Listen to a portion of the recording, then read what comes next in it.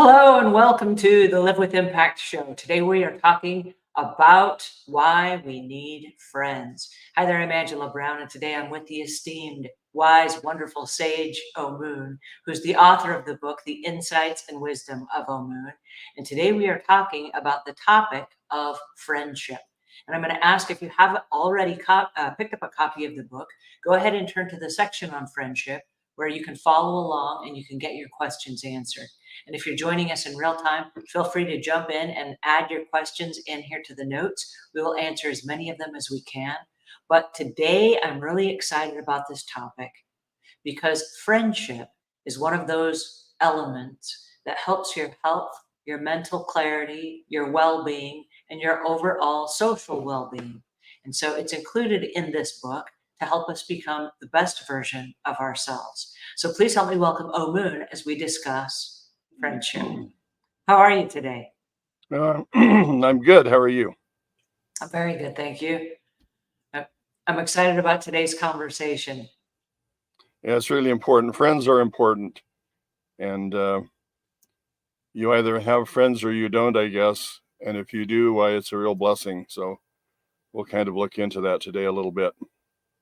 Well, before we talk about friends and before we break down what a friend is, I want to stop for a second and I want to highlight a friend that I once had. And then I want your input and your take on this situation. When I was 16 years old and I lived at home, and for those of you that are joining us and don't know, Omuugn is my dad. And I was in a unique situation because I was not a rebellious teenager, but I had the difficulties that many teenagers have, where I was a gawky, awkward teenager and just trying to find my place in life. But I brought home with me a troubled teenager who came to live with us for one summer, and her name was Marcel. And when I was at Marcel's house, Marcel was in a domestic violence situation in her house. And the parents were throwing things at us and they were yelling at us and screaming at us. And it was a violent, destructive home. And I'd never experienced that before. And so I told Marcel, I didn't ask my parents. And this is why I'm having this conversation now with Omuugn, like, hey, is it okay if Marcel comes and lives with us?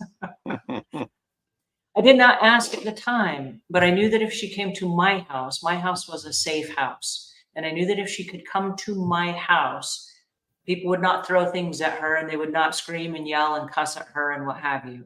And her house was so violent, I did not feel safe there. I did not like going to her house because I was afraid and I feared for my life. And that was her home. That was her home. And I told her, you got to come hang out at my house. You have to come to my house. My house is safe. And so she came to my house and she hung out like, hey, my friend is coming over. And so my parents said, okay. And then she stayed. She didn't go home. And they said, okay, well, if she stays, she has jobs and she has to eat with us at mealtime and all the things that we do. And without really any explanations, my parents let Marcel live with us for an entire summer. She went home to get her clothes. Her family lived down the street, but she lived with us for an entire summer when I was 16. And she was one of my friends. But now that I'm older and I'm looking at the world through different eyes, I'm curious how it is that you let one of my friends come stay with us when you had so many children of your own. And those of you that may not know, Omuugn has 19 of his own children, and now Marcel is moving in with us. What did you know about that situation, and why did you let my friend move in with us for a whole summer? Well, actually, we've had a lot of experiences through the years with having many people live with us. Many of you children have brought people in, and we have acquaintances that have moved in with us for even several years. You've had uncles that have moved in, and we've had entire families move in with us for a period of time. So part of the idea is that when you perceive a need, you respond to that need. And a lot of times you don't want to bring people home. There are people they have different morals, they have different values, and they have addictions and all kinds of things. So there are a lot of things to evaluate. But if it's relatively safe, uh, we have tried to work with many people over the years. And so it's just a matter of prayerfully considering evaluating, going through a character check. I wouldn't bring people into my home who really had different moral value than we did. So yeah, it's people, we interact with people all through our lives in different ways. And there are different levels of friendship, from acquaintances to people that we see all of the time, like the checkers at the grocery store or the gas station. There are people who maybe we belong to a church or a club or a gardening society or whatever it might be. There are people who have common interests with us, and we relate to them on those levels. And then there are people who are what I call friends, that it's kind of a dynamic relationship that encourages both parties. Whenever two people come together, there's an exchange of energy. In the communication, just being around people, you can feel the difference if you're aware of resonant frequencies and how they operate. Everyone is exuding a resonant frequency. And you try to get resonant frequencies that harmonize, that blend together.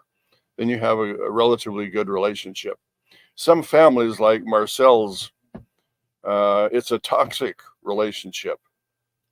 And you would think that your family would be your best friends, because friends are, as I say, a dynamic, evolving relationship. And I believe that's one of the purposes of families. Husbands and wives should be friends. Parents and children should be friends. Siblings should be friends. There should be a sort of a commonality that blends us together with our values and whatever it might be.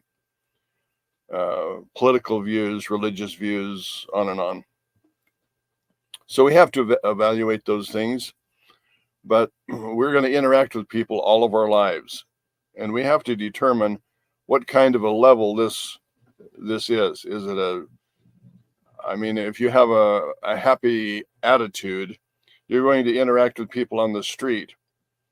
As I mentioned one time before, you came out to visit us from North Carolina, and we live in Eastern Oregon. And you jog and exercise, and you were on one of your routes running around town. And in 3 days, I think you knew more people in town than I did, because you're a friendly person. I'm sort of an introvert. I can go out into my garden or into my greenhouse, and I can work there all day and never see another individual, and I'm completely happy. So there are some people who are extroverts and they interact with people, and many of them don't have really close friends. They know a lot of people, but a true friend is somebody on a totally different level. It's somebody that you trust, something who's loyal to you, somebody who shows empathy to you, somebody that you can really communicate with. There are just so many characteristics. If you respect someone, that's important. And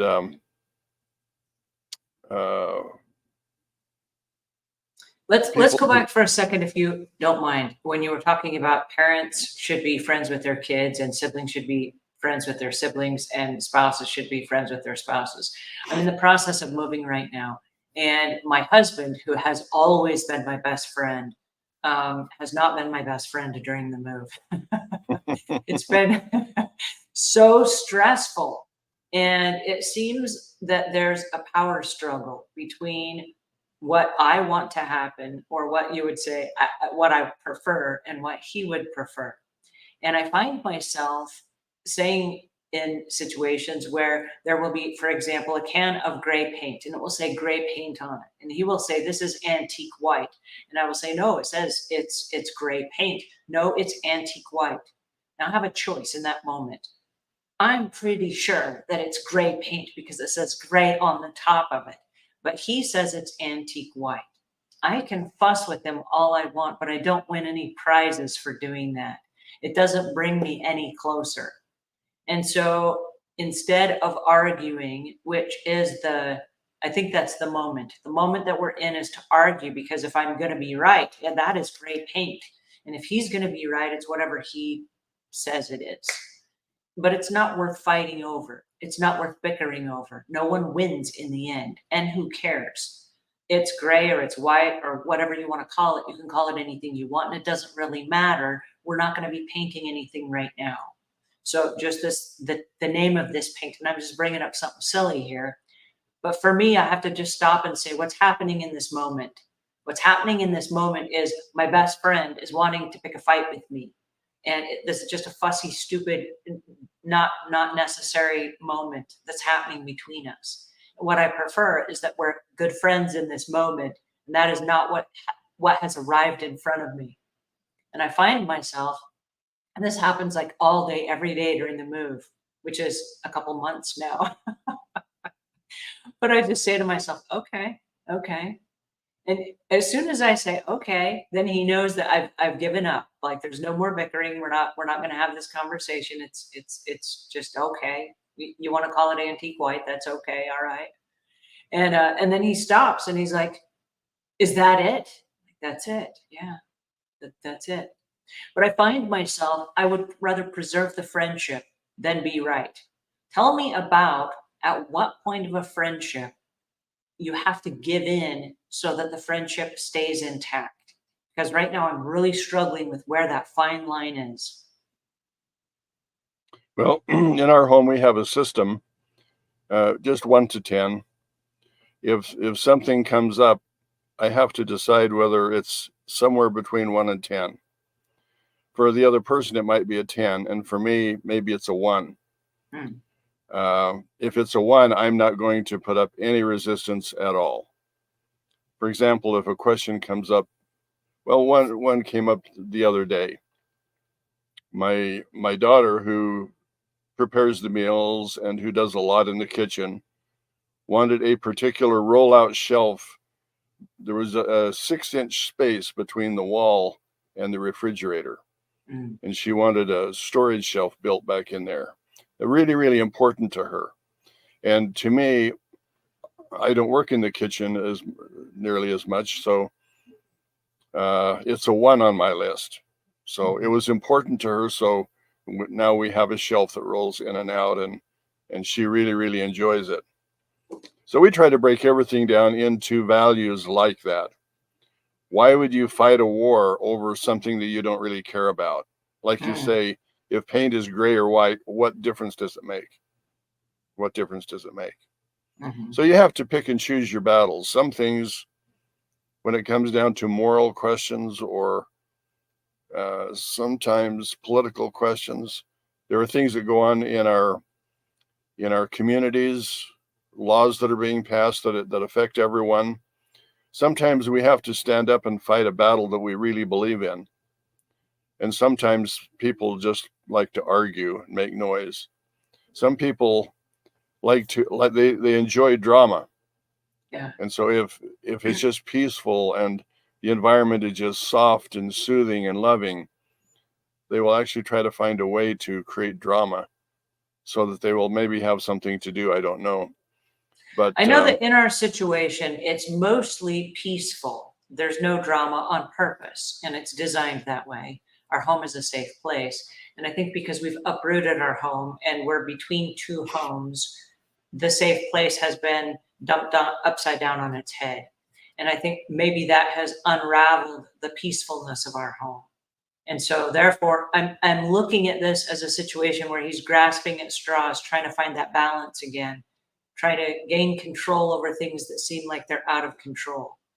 And so on a scale of 1 to 10, the 10 for me is the importance of the relationship, that we remain friends. Because right now I really need a friend while my life is upside down and I'm moving from place to place. And the person that has been my go-to in this scenario is now not my friend, but my enemy, and has just been fussing at all the little things, and they've all been number 10s to him. I'm like, whoa, back up. These are not important fights to fight. No, and I have often said that life is a progression of plan B. So you're always going to be challenged by circumstances in numerous ways. People will come into your life that they have a sob story, they don't have a shoulder to lean on, and so they just need a listening ear to hear all of their drama. And it's okay to do that once in a while. Sometimes we just need to be empathetic and let people unburden themselves and listen. And that's a really important element of friendship too, is being able to listen, because they say 80% or more of communication is nonverbal. Mm-hmm. So there are a lot of things that we have to take into account when we're interacting with people. But some people just require a lot of attention at times. Our life is going to have ups and downs. Everyone's life has ups and downs. Billionaires, you would think that you could solve most of your problems if you had $1 billion or more, or 200 billion. But these people that have 200 billion are getting divorced, and in their own homes, there's not peace and tranquility. And so there are a lot of factors that need to be evaluated all of the time. Circumstances are coming to us all of the time. And one of the basic principles is that we need to learn to respond and not react. We choose how we're going to respond. I'm not going to get angry. No matter what happens, anger is not going to solve the problem. Mm-hmm. If I fight with someone, that's not going to solve the problem. It actually creates another problem. So we have to have methodologies in our own belief system where we deal with all of the things that are happening all of the time. Plan Bs are happening all of the time. And when plan B is happening, where is it on the scale of 1 to 10? I was working in the garden the other day, and I was in the middle of a project, and my daughter had a flat tire. Mm. So to me, it wasn't even on my radar, but to her, it was a 10 all of a sudden. So when she asked for help, I dropped what I was doing and said, this isn't my plan for today. It's not on my to-do list, but it's immediate need for someone, and it's very, very important for them. So I'm willing to do that. I've already pre-programmed myself to respond in such a way. If someone needs help, I had a neighbor who came down day before yesterday, and he said, my car's in the shop. Can you run me down to the shop to get my car? And I said, I'd be glad to. So we hopped in my car and we went down to the shop. And he said, well, the mechanic told me that my car won't be ready until Monday. And this was Thursday. So we have Friday, Saturday, Sunday, Monday before his car would be done. And he said, is there a way that I could borrow one of your cars until Monday? So just something out of the blue that wasn't on my radar at all. And yet here's a neighbor, I know him well. He's actually 90 years old. And I've gone down to he has a beautiful, beautiful shop with all kinds of woodworking equipment. And he's helped me on projects, and we interact all of the time. So I said, well, my daughter drives the other car most of the time. Let me talk with her, and then I'll get back with you.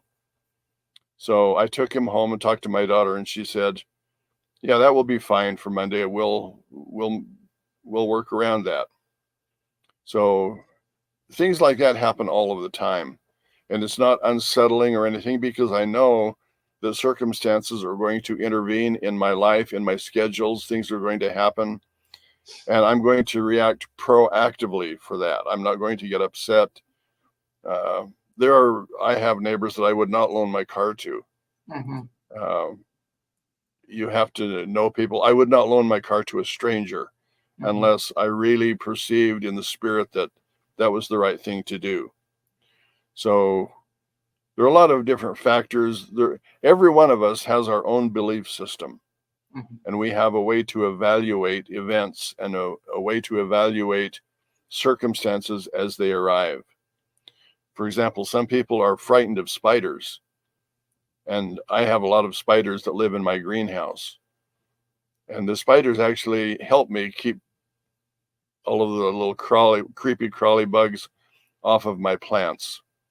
And so I have a working relationship with spiders.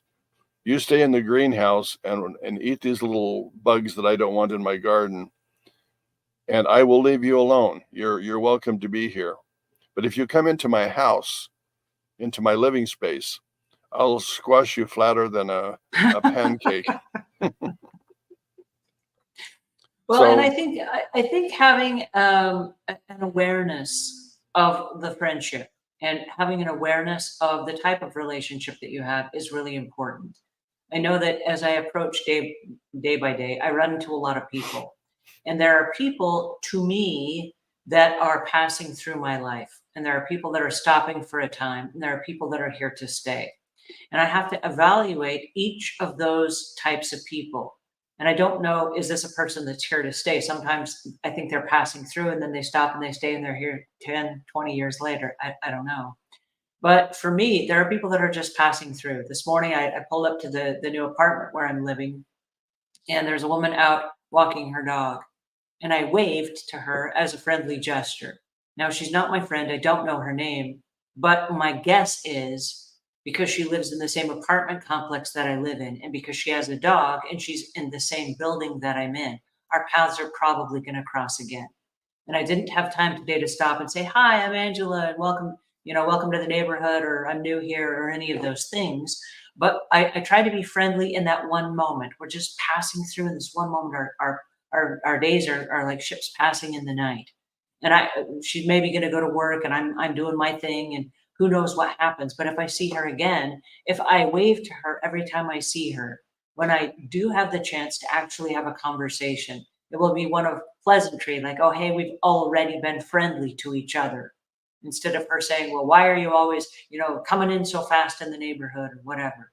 My hope is that if we can even just a passing glance can have just a nice moment together, that when we actually do have a longer moment, that it's already building on top of each other. Does that make sense? Oh, absolutely. And that's why we say your attitude is really, really important. You're communicating a positive energy when you smile at someone, when you wave at someone, when you acknowledge someone in some way. People are attracted, they're drawn to positive energy. And so when you do have a moment to actually talk with her, you've already sort of built up that rapport because that's the kind of person you are. You want to out project the kind of person that you are.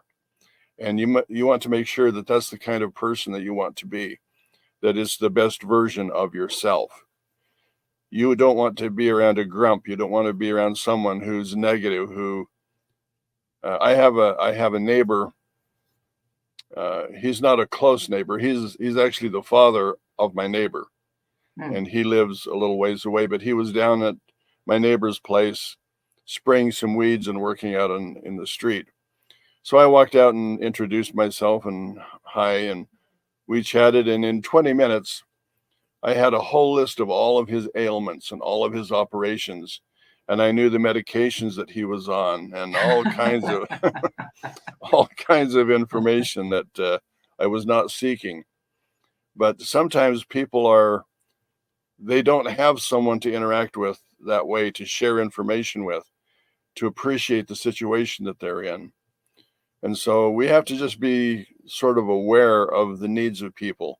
We don't want them to consume all of our time and resources, but sometimes we need to stop and just listen to someone and acknowledge them. Like you say, I don't know if I'll interact with him again. He may be someone who is more and more in my life all the time. I don't know, but I want to project a friendly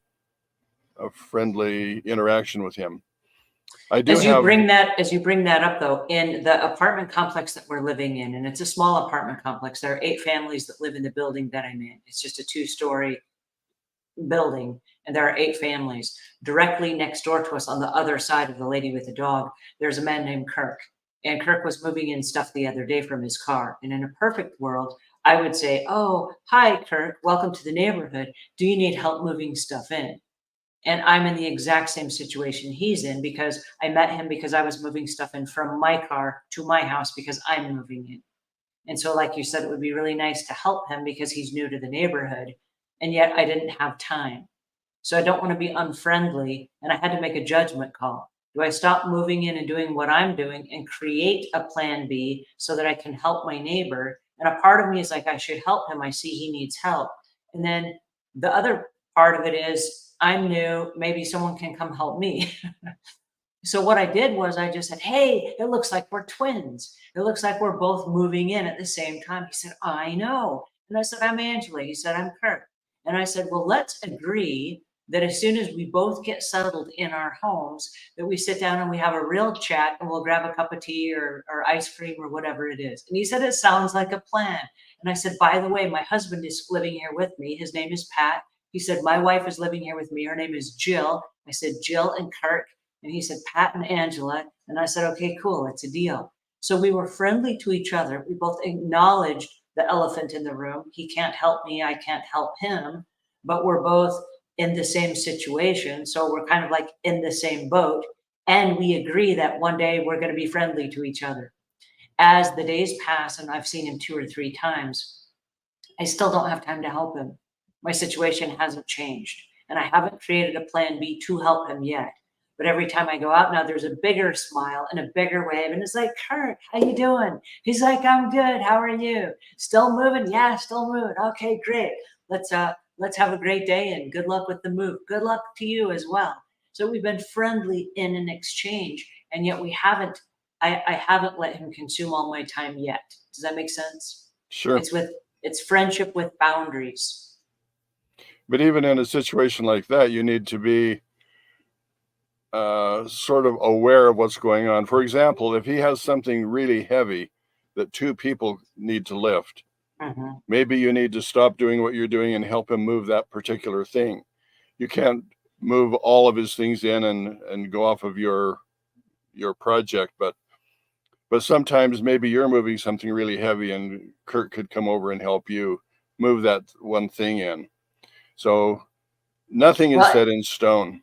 right, You, but as of right now, everything we're moving in are like little boxes of things from our yeah, cars. yeah. So You just have to be I aware. didn't feel like he needed help yet. I just felt like he's got his own boxes. I got my own boxes. We're doing the same thing. And there are people that have common interests with us, like a religious group or a club, or maybe you like to watch birds, or it can be anything. It's good to create those kinds of relationships.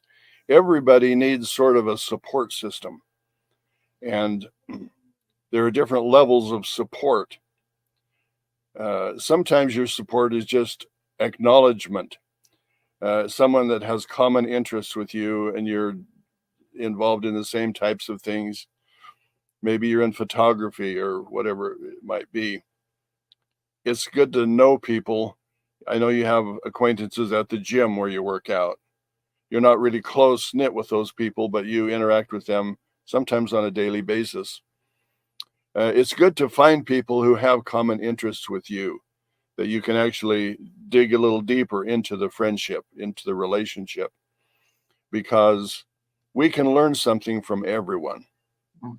We can learn something from everyone, even if it's things not to do. We can learn something from everyone.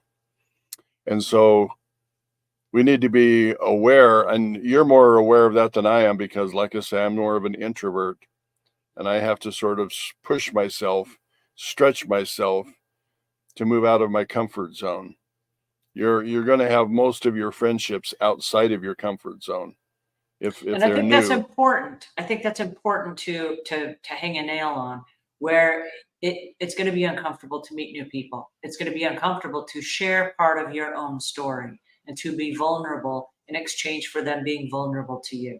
I know that you mentioned my friends at the gym. One of the things that makes us friends is that they see me at my worst. I roll out of bed in the morning, I wake up, I have no makeup on, my hair is like, "Nyeh," and I show up at the gym, and then I get in my bathing suit.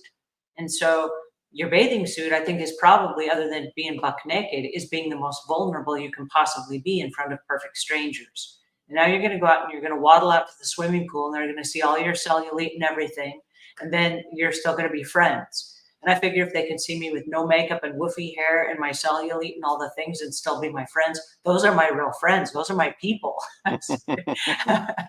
And as a result of that, we set the stage like this is our baseline for our friendship. You've seen me at my worst, which is really interesting because when I have company come over to my house, I'm like, oh, I have company coming. And I scramble to try to clean my house, and I try to make the perfect dinner, and I try to have the table set a certain way, and I'm going to impress these people. I don't know, unconsciously, because I want them to like me. But what's really interesting about that group of friends is they've already seen me at my worst and they accept me for who I am. So, in the process of moving, I'm like, hey, I'm having lasagna for dinner tonight. Why don't you guys swing on by? And they're like, sure, what time? And so they came to my house, and I've got moving stuff everywhere. The house is not clean. There's like crumbs on the floor and whatever. And we're in the moving process. There's stuff all over the counter. And we carved out a little place, and we sat down and had salad and lasagna. And we laughed and talked and just had a really great hour or two before I kicked them out of the house so that I could then go back to the moving. But they just dropped by because they'd seen me at my worst. And so it was just like, hey, we're all hanging out now. We're super casual with each other. And I didn't feel like I needed to hurry and clean up the house and try to impress them. Does that make sense? Sure. In fact, that's even a tactic that you can use. If you're not really organized and if you don't keep a really clean house, you can always tell people that you're moving. And Well, eventually, then you got to move. I've been telling these people I'm moving for a few months. They're like, you better move. But there is a sign out in front of my house that says under contract. So, I you knew a got to put. lady one I knew a lady one time who put a get well card on her mantle. And when anyone came in and saw how she was living, they would think that it's because she had been sick. So there are a lot of different ways to communicate. That's the same, accept me as I am, not as you wish I would be. There are some areas in our lives where they're really important to us. Maybe you're a political person who's really involved in governmental affairs and community action and things going on like that. It's good to have some friends who have the same interests that you do. And it can be in anything. Maybe you're a spiritual person and your religion is really important to you. So you would want some people in your support group who have the spiritual values that you have and that can encourage you. We need to find people who can encourage us in ways that sort of go beyond the acquaintance thing. We want the relationship to be deep. We want to create good memories with people. And that's really what sort of establishes a friendship, is when you have really positive memories and a history of those, a history of reliability, a history of honesty, a history of communicating well. It builds the relationship deeper and deeper and deeper. I think of Jesus. We're Christians, and he had a lot of disciples and people that he interacted with all of the time, and yet there were a group of people that he called friends, and that was a totally different level where he could share things with them that he didn't share with the common people that he interacted with. So there's a level of friendship that's really, really important, that we want to go deeper and deeper into the relationship. We want people who will encourage us in the areas of our interest and who will add to our area of interest. For example, I do a lot of studying in certain areas, and I've always had some friends who had the similar interests. At one time, I was going to build a windmill, and I wanted to store the energy from the windmill in a flywheel in a vacuum rather than in a battery. Hmm. And so as I researched this area, I found a person who was very, very mechanical, and I was asking him about this process. And he said, I don't know much about it, but I know someone who does. Hmm. And he pointed me in the direction of another person. I called him on the phone, and it turned out that he was very, very much like I was. And he had similar interests. And we ended up being very, very good friends for many years. And there were other friends who came into that group who had similar interests. And I was introduced to just a whole group of people now who had one of my interests at heart. And so we worked together building a no moving part windmill and doing all kinds of projects that were really, really fun and interesting. So if we're open and if we seize opportunities that come, we will meet new people. And sometimes they will turn out to be some of our best friends. Hmm. And as I interacted with this group of people, our families got together and we had a lot of picnics and outings as families. And some of the wives became good friends, and a whole network now of friends evolved out of that circumstance, me wanting to build a windmill. So you have to be aware of possibilities, and you want people who are a support to you in whatever it is that you're doing. And also, sometimes you want to hang out with somebody, to go to a ball game, or uh, if you're a sports person, it's fun just to kind of hang out and let your hair down once in a while. And you want people that you can do that with. There are You people know, who, it's funny that you bring that up because I consider myself an introvert. I do a lot of online coaching and consulting and retreats and group training and things like that. So I'm around people all day, every day. But as far as just hanging out with friends and doing silly stuff, I don't do a lot of that. And I had some friends that invited me the other day to a concert. And I can't tell you the last time I went to a concert and I said, "Yes, I will go." And I don't say yes very often. I don't say, "Yes, let's do that," and then I never have any intention of going. I only say yes if I intend to go. So it came time to go to this concert, and I realized I really didn't wanna go at all. I didn't even like the band. But I wanted to say yes because I valued the friendship, and I wanted to contribute to the friendship because I think friendships are a lot like having a bank account.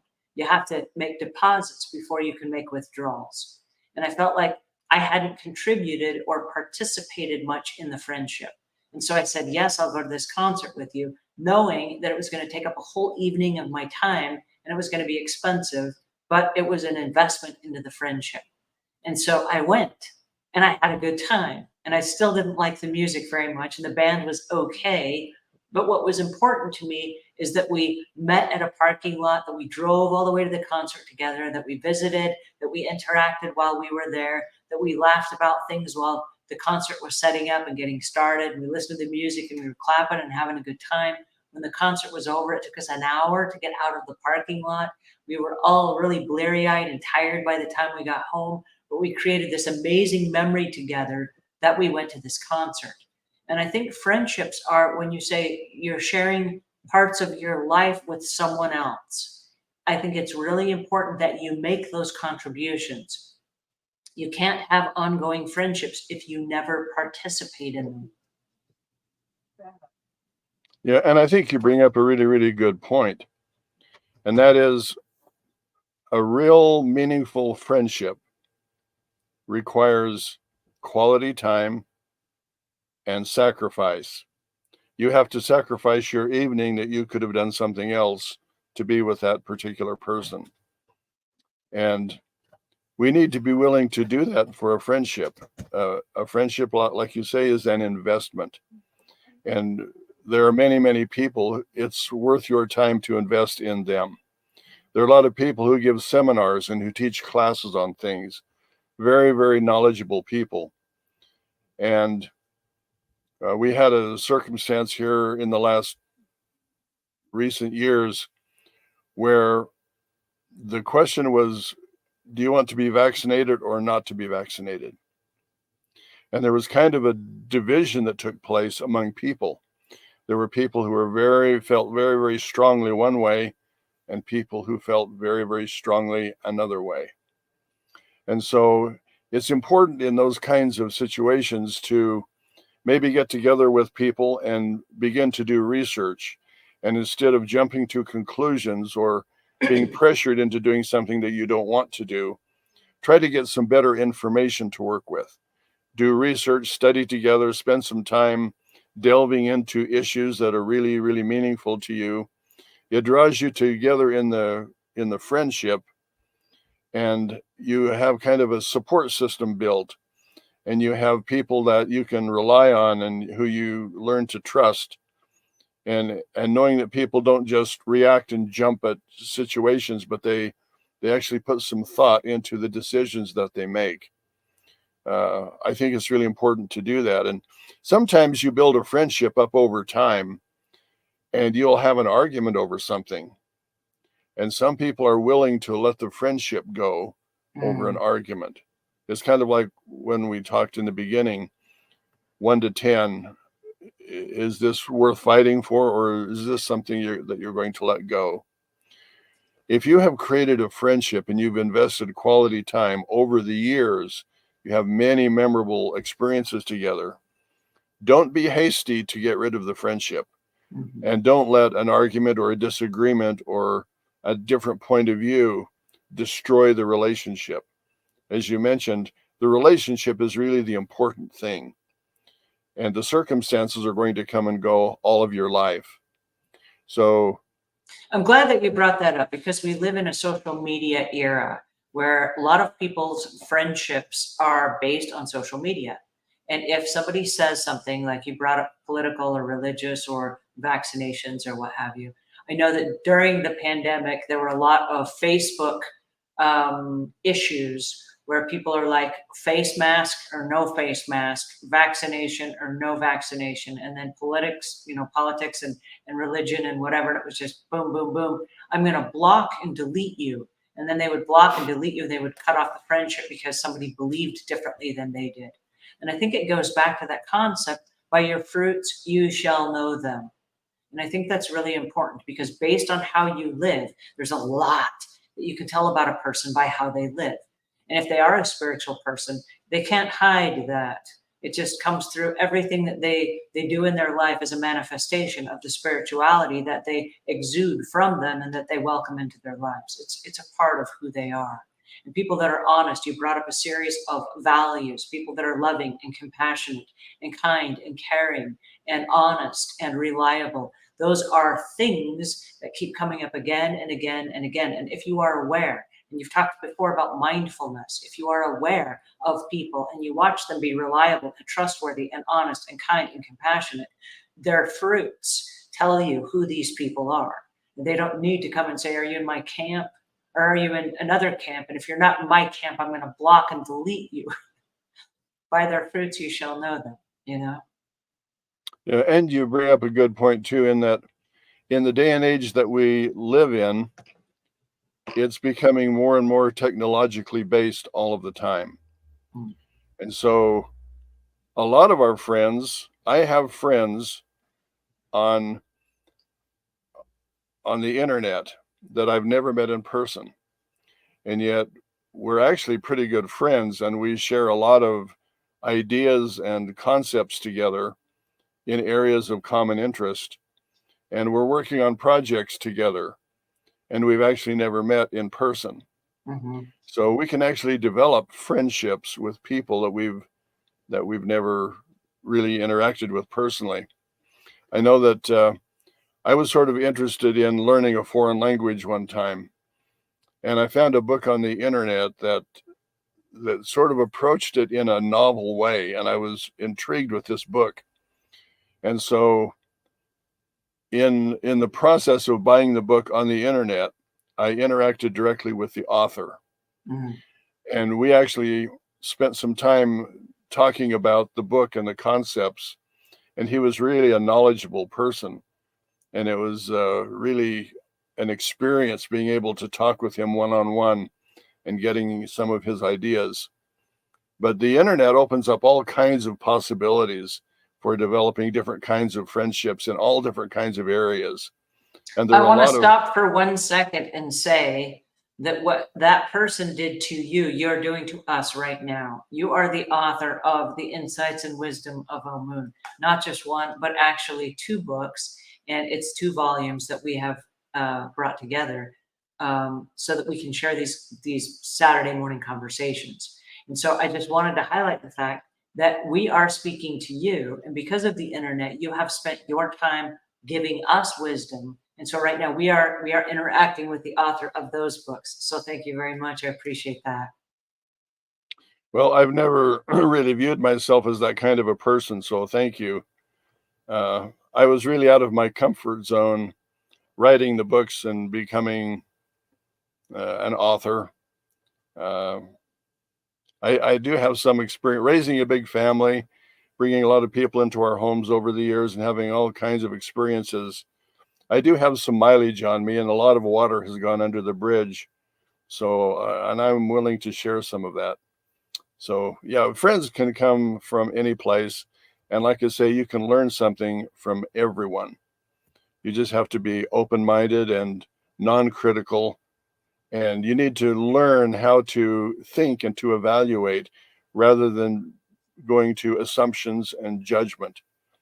If Uh, we stop for there for just a second, I'm an assumption and judgment kind of person. I have all the answers and my answers are right because I'm looking at the world through my filter. And everybody else has a different filter where they are correct and they are right. And sometimes there's a clashing of the 2 ideas. And I was listening to a podcast the other day. I think it was the Ed Milet show.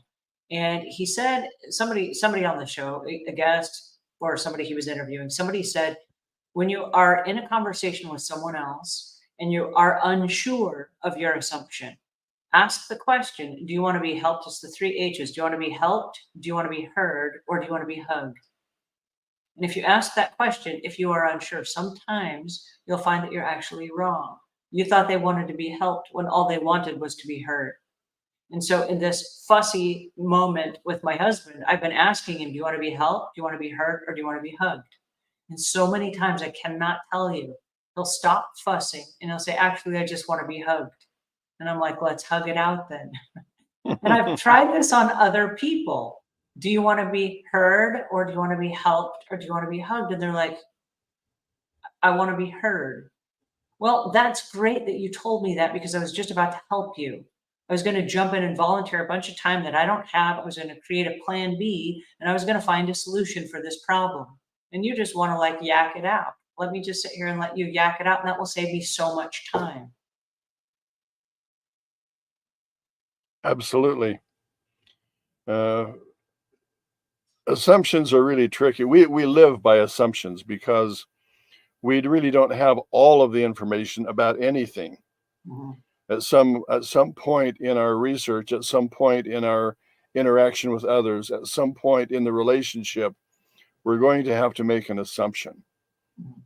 And we want our assumptions to be based on the best available information so that our choices and our decisions are the very, very best ones that we can make. But still, too many people are prone to make the judgment to conclude something too early without really talking to people, trying to understand where people are coming from, investing into the relationship.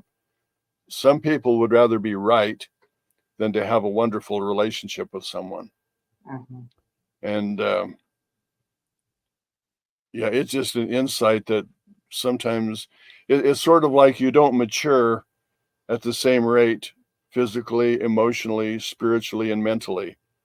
And sometimes people have a big body, but they're emotionally a child Mhm. or emotionally a teenager or whatever it might be. And you have to take that into account with people. When like you say, I have numerous children, and it was challenging to have all of them at different ages all of the time and to act with every one of them in the appropriate manner for the age level and the development. Some children at a very young age actually have adult insight into things. They mature very, very quickly. They take on responsibility early. And some people grow up and they eventually have big bodies, and you think that they've grown up in a lot of different ways, but they really haven't. There And are that some is so people, unfortunate when that happens. oh yeah, there's some people who are actually adults who still throw tantrums Mhm, and act like a little child. mhm. And you have to just love them and realize where they are. They haven't matured yet, and you need to show patience and tolerance. And yeah, you just have to really be self-aware all of the time with the people that you're interacting with, because there's just a lot of challenges. In fact, the dynamics of relationships are changing all of the time. Mhm. There are conflicts that need to be resolved. There are boundaries. Sometimes you assume someone else recognizes the same boundary that you recognize, and they really don't. So sometimes you have to sit down and communicate what the boundaries are. And when you relate to people, you'll find a distance that's comfortable. You're uncomfortable if someone gets right up in your face, especially an acquaintance or someone you don't know well. You try to pick a distance between you that is a comfortable distance. And you need to be aware of those kinds of things. Some people don't have social maturity. Mhm. They don't know how to really respect the rights of other people, the time of other people, the resources of other people. They only think of themselves. And so those people are more difficult to interact with. Let's talk about that for a second, because I think in a lot of friendships, people get caught up on they want to be friendly, they want to be giving, they are people pleasers, they want to help other people, and then there are people that abuse those boundaries. Excuse me, and they take, and then they expect more, and they get all up in your personal space, and then they get angry when you don't just give and give and give. And like I said, I think I didn't say it, you said it. Boundaries are important, and I think it's really important that you don't lie and that you don't make excuses. But if somebody comes over and they say, "Oh, I'm going to show up at your house on Wednesday night and you're going to fix me dinner and this is what I would like to have," that you can create boundaries and say, "I would love to do that. And unfortunately, I have other plans for Wednesday. That's not going to happen." Where you do create boundaries, but you don't make excuses like, "Oh, I'm helping so and so, and this is going to happen, and that is going to happen," and you oversharing information that is either not true or it's none of their business. I think having the boundary is where you say, "I would love to do that. That sounds like fun, but I'm not going to be able to do that this Wednesday." And then sticking firm to those boundaries, because having boundaries is the only way you're going to respect yourself, and your friends are going to learn to respect you. Because if you keep giving in and you keep saying, "Well, I had something else I needed to do on Wednesday, but I guess you can come over. I'll leave food out on the porch for you and you can pick it up and take it home and heat it up." Every time you give in, what you're doing is you're letting them push that boundary, which means you don't have a boundary at all. And you don't respect yourself. You end up resenting it, and they don't respect you either. And then they end up pushing the boundaries even further. And I think what you just said about boundaries is incredibly important for every friendship. Every friendship, including those most intimate friendships of our lives, like our spouses, our kids, our parents, our siblings, all of those relationships, there are boundaries that must be respected if the friendship is going to survive. Yeah, we had a dramatic experience one time. There was a family who had small children who had been evicted from their home, Mm. and they were actually on their way up the canyon because they had no place to go. And we interacted with that family, and I said, "Why don't you, till you get your feet under you a little bit and you can make some wise decisions, why don't you stay here with us?" And we took that family into our home, and they were there for a couple of weeks. And then one day I had just gotten home from work, and there was a U-Haul truck in my yard, and they were unloading all of these things out of this U-Haul. And they had not talked to me about anything like that. We had not talked about anything permanently. It was just I'll help you immediately while you make some plans. Well, their plans were just to move in with us. And here was the U-Haul unloading in my yard. And so I went over and I said, I think there's a misunderstanding. This U-Haul cannot be cleaned out here. We need to put all of the things back in the U-Haul, and wherever it is you're going, that's your decision, but you cannot live here permanently. To have two different families living in the same house all of the time, it will not work out well. Discipline for the children, different value systems. We were dealing with a lot of different kinds of issues. Mm-hmm. So you do have to have boundaries. You should be willing to help people and do what you can, but there is a line that you don't cross. And I'm glad you brought that up. I'm glad you brought that up because a lot of times our willing to help people doesn't have a start and stop time. And one of the things that I discovered, the only salvation for my many of my friendships is to have a start and a stop time. If somebody was going to move in, say, "Hey, I'm happy for you guys to stay with us until Friday, but Friday after 6 p.m., then the deal is off. So you can find a place to live. You've got all the way until Friday at 6 p.m. where there's a hard stop time, so that there's no moving in with the U-Haul truck." And I know for me, what's really important is even inviting people over to my house. Like if I'm having a party, instead of saying, "Hey, I'm having a party, why don't you guys come over Tuesday night?" Tuesday night doesn't have a start and a stop time. There has to be a start and a stop time. Come over from 5 until 8 p.m. And at 8 p.m., that's the hard stop. That means get out of my house and leave because everybody gets up 4 o'clock in the morning and you can't be here at 1 o'clock in the morning and carrying on with the party. And by having a start and a stop time, those are official boundaries that says you are welcome during this window of time. And I think setting the expectation, making it clear, making it understood, and then sticking to it is part of what makes the friendship work. Oh, absolutely. And it's a lesson that I learned the hard way by that experience I just shared with you. But there are two other elements that I'd like to talk about. I know our time is getting really short. They say, and they have never been wrong that I'm aware of, they say that a dog is a man's best friend. Mm. And the point I would like to make is that the dog is really consistent. Mm-hmm. Every time you come home, the dog wags his tail.